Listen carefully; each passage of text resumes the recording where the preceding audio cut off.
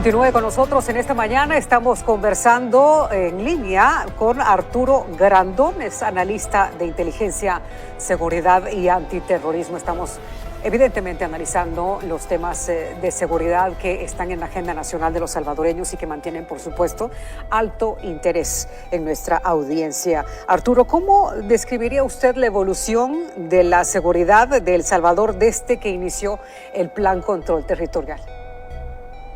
Bueno, aquí ha habido una evolución en realidad ascendente en términos positivos, toda vez de que, como comenzamos a hablar en la parte anterior, la población ha recibido estas medidas como de solución definitiva a los problemas que tenían de el pago de peajes, ¿cierto? Los secuestros, toda la problemática que había con respecto a el accionar de las pandillas. La población es el medidor más importante que podemos tener en este momento, porque ellos son también, de acuerdo a las estadísticas, los que aprueban mes a mes el que se continúe con un estado con un régimen de excepción. Además de eso, la aprobación del Congreso. Si los diputados se opusieran a esto, estaríamos con algunos inconvenientes graves, con serias novedades, como digo yo, pero eso es lo que no entiende la gente ni las organizaciones internacionales, de que si la población está conforme, si la población está feliz, si la población está confiada en el accionar del gobierno con las Fuerzas Armadas y con la Policía Nacional para su tranquilidad, para su seguridad y para su bienestar, ellos lo van a aprobar. Aquí vamos a decir algo que es bien tajante. En El Salvador no se han perdido las libertades de las personas, al contrario, las personas pueden movilizarse libremente, pueden expresarse libremente, pueden tener todo tipo de actividades legales libremente. Aquí lo que se ha perseguido es el delito, es la consecución de hechos delictuales de todo tipo, incluidos los actos de corrupción de funcionarios públicos, ¿cierto? Tanto activos como que hayan trabajado en gobiernos anteriores. Entonces, cuando se aplica la ley con respecto a todo esto que estamos hablando, por supuesto que las cosas van a funcionar bien. Aquí el delito avanzó también por el grado de corrupción tremendo que había dentro del mismo gobierno y las instituciones del Estado. Así que podemos sacar en el fondo la visión de todo esto es que cuando se normaliza esto, cuando se combate la corrupción, cuando se combate el crimen organizado, el narcotráfico, los delitos, los pandilleros y sobre todo, vuelvo a insistir, la corrupción, las cosas comienzan a funcionar bien. Y eso es lo que estamos viendo en El Salvador y eso es lo que tiene que ver la gente de otros países que están pasando están sufriendo el mismo flagelo de la delincuencia, el crimen organizado, las bandas, ¿cierto?, que operan dentro de los países, el lumpen y por sobre todo el terrorismo. Pero aquí se necesita voluntad de gobierno para que todo esto pueda funcionar. Si no, por muchas intenciones, con intenciones no se hacen las cosas. Aquí hay que tomar acción y la voluntad del presidente de la República en cualquiera de los países es la fundamental para llevar adelante un plan de control territorial efectivo. ¿Cómo observa desde su experiencia, Arturo, en estos temas, el respaldo de la ciudadanía, las políticas de seguridad implementadas por el presidente Nayib Bukele? ¿Cómo ha ido evolucionando, por ejemplo, los niveles de confianza de la población hacia los cuerpos de seguridad? Antes, digamos, la población tenía un temor tremendo a siquiera poner una denuncia ante las autoridades. Bueno, hemos visto que ese cambio ha sido fundamental. De hecho, son los mismos ciudadanos los que denuncian directamente a los cuerpos de seguridad, los organismos de seguridad, la policía, cuando se ve algo sospechoso o cuando aparece algún elemento, ¿cierto?, que quiere comenzar a delinquir. La población ya no tiene miedo de hacer esa denuncia, pero también hay que tomar en cuenta que el año pasado se hizo una estadística, ¿cierto?, casi a fin de año, donde se miden la percepción que tiene la población en diversos países con respecto al accionar de sus policías. Y curiosamente, El Salvador, ¿cierto?, pasa a tener el primer lugar y le arrebata ese puesto a Estados Unidos y Canadá, en la apreciación que la población tenía del accionar de sus policías. Pasa por primera vez El Salvador a estar por sobre Estados Unidos y Canadá, con lo que la población estimaba del desempeño de su fuerza policial, así que deberían sentirse súper orgullosos porque es una policía que se modernizó, migró, ¿cierto?, a una mejor capacitación, a una mejor formación profesional, tiene mejores equipos, ¿cierto?, tiene mejores instrumentos, ¿cierto?, para llevar adelante su función. Por lo tanto, la población, por supuesto, que ahora efectivamente ve con buenos ojos y ve con confianza a la población. De hecho, cuando las veces que yo estoy en El Salvador, las veces que yo visito allá ese hermoso país, vemos el interactuar de la fuerza policial con la ciudadanía. Vimos de partida, cuando comienza esto el 2022, yo estaba, ¿cierto?, en Zacatecoluca, y recuerdo que yo llegué el día 4 de abril del 2022 allá, y el día 7 nosotros ya comenzamos a recorrer las calles, fuimos a los mercados cuando pasaban las patrullas de policía, y en conjunto con la Fuerza Armada la gente los aplaudía, la gente los iba a felicitar, y se terminó ese temor. Por lo tanto, eso es lo importante en este momento. La ciudadanía confía en su fuerza policial, en la Policía Nacional Civil, y también confía en la Fuerza Armada. Lo importante ahora es que esto se mantenga en el tiempo. Lo importante ahora es que efectivamente los elementos de control, los elementos, ¿cierto?, de fiscalización para los propios organismos policiales y de las Fuerzas Armadas también se mantengan, para que no vayan a aparecer elementos dentro de la fuerza que puedan provocar algún tipo de situación extraña.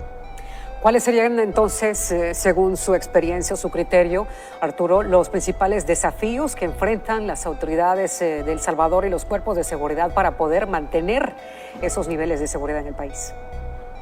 Mira, el principal desafío del gobierno de El Salvador es mantener en el tiempo lo que se ha logrado hasta ahora. No es difícil al principio, ¿cierto?, lograr conquistar un terreno determinado, por así decirlo en términos militares o de defensa. Lo grave es, y lo más complicado es mantenerse en el tiempo y poder mantener ese estatus que hemos logrado, que se ha logrado en El Salvador en este momento.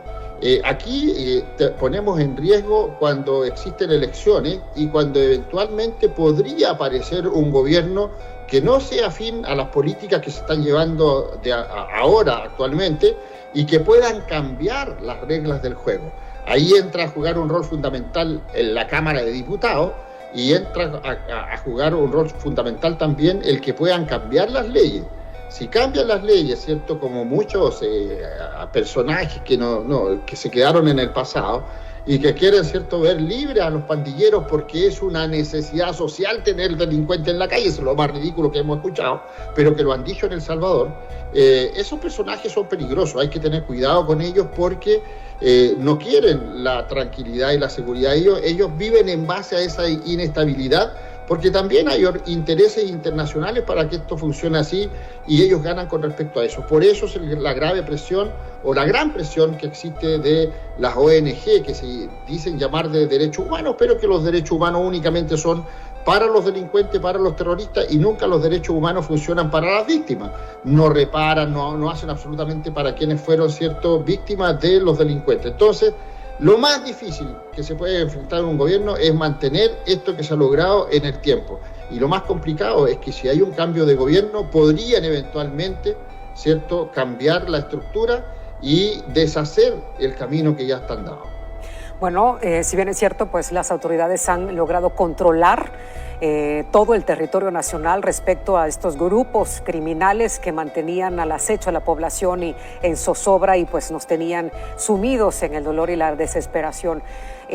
Todavía se pueden observar algunos remanentes o intentos de reagrupación de organizaciones criminales. Por ejemplo, recientemente un grupo autodenominado La Raza, que estaban intentando agruparse en una institución de educación, estamos hablando de jóvenes, fueron detectados y desarticulados gracias a la denuncia ciudadana. Arturo.